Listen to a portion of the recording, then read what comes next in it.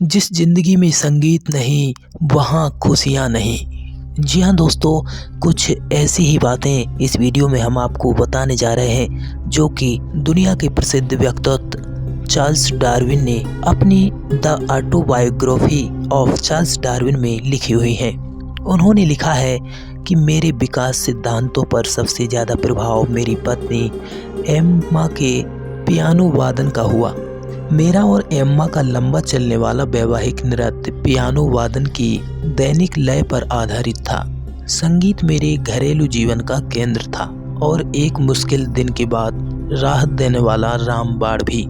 हालांकि मेरे अनुसंधानों के विषयों से संगीत का कोई सीधा संबंध न होने के बावजूद पता नहीं कैसे यह मेरी जिंदगी से जुड़ गया। मनुष्य 40,000 साल से संगीत की रचना कर रहा है, लेकिन इससे मेरा पहला परिचय तब हुआ जब मैं काफ़ी छोटा था और मेरा एक उत्साही दोस्त हर्बर्ट मुझे एक संगीत मंडली में ले गया। इस मंडली में शामिल होकर और उनकी धुनों को सुनकर मुझ में संगीत के प्रति गहरा लगाव पैदा हो गया। मैं अपनी सैर का समय इस तरह रखता था कि सप्ताह के दिनों में किंग्स कॉलेज में होने वाले राष्ट्रगान की धुन बजते सुन सकूं। इससे मुझे इतना गहरा आनंद आता था कि कई बार मेरी रीढ़ की सिरहन दौड़ जाती थी। मैं पक्के तौर पर कह सकता हूँ कि इस लगाव में कोई बनावट या केवल नकल नहीं थी, क्योंकि कई बार तो गिरजाघर की गायन मंडली के बच्चों को पैसे देकर अपने कमरे में बुलाकर मैं उनका गायन सुनता था। यह बात दीगर है कि मेरे कान संगीत को समझने के मामले में दीनहीन थे।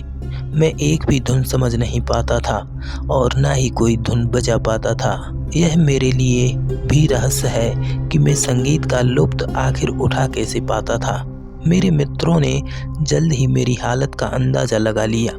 कई बार वे सब संगीत में मेरा इम्तिहान लेते और अपना मनोरंजन भी करते। वे कोई धुन बजाते और फिर सब मुझसे पूछते कि इनमें से किस धुन को मैं पहचान सकता हूँ। इन्हीं धुनों को जब वे सामान्य से द्रुत या मंथर गति से बजाते थे तो मेरे लिए और भी कठिनाई होती थी। संगीत में पुरानी यादों को खंगालने की शक्ति भी होती है।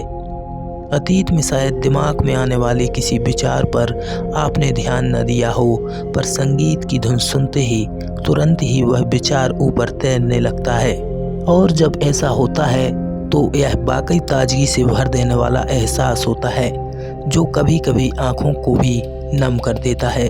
हालांकि अब मुझे संगीत से पहले जैसा आनंद नहीं मिलता, लेकिन इससे मुझे वह ताकत ज़रूर मिलती है जिससे मैं जो भी कर रहा होता हूँ उस पर ज़्यादा ऊर्जा के साथ सोच पाता हूँ। अगर मुझे अपनी ज़िंदगी दोबारा जीने का मौका मिले तो मैं खुद को हफ्ते में एक बार कोई कविता पढ़ने या संगीत सुनने के नियम में ज़रूर ढालूँगा।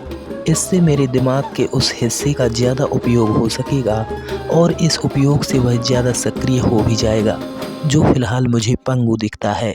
मुझे ऐसा महसूस होता है कि जिस ज़िंदगी में संगीत न हो वहाँ खुशियाँ भी नहीं होती।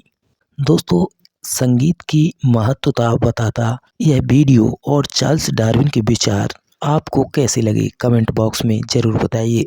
और ऐसे ही प्रेरणादायक और जीवन को मधुर बनाने वाले वीडियो भी हम आपके समक्ष लाते रहेंगे। देखते रहिए हमारा यूट्यूब चैनल। जल्द मिलेंगे अगले वीडियो के साथ। नमस्कार।